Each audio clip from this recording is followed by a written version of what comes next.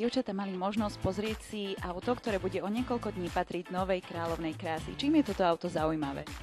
Nový Opel Adam je úplne nové auto od značky Opel. Adam sa volá z dvoch dôvodov. Jednak má reprezentovať mladého muža alebo idol pre mladú ženu. A jednak vychádza vlastne zo 150-ročnej histórie značky Opel, kedy zakladateľ značky Opel sa volal Adam Opel.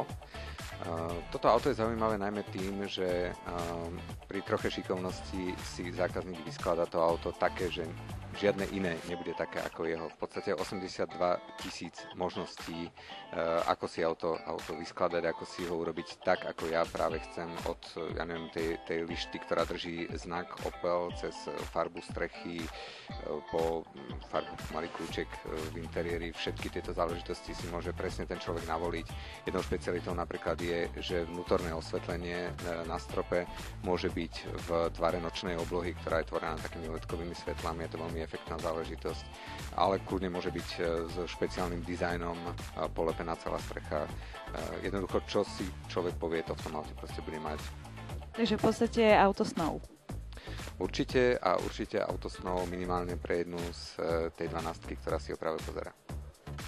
Dievčatá, ako sa vám páči auto? A myslím si, že je krásne a štýlové. Tebe? A auto je super a myslím si, že by sa s ním dobre parkovalo. Tak ja som z neho veľmi nadšená, takže úžasné. Audičko je krásne a myslím, že je super pre modernú štýlovú ženu.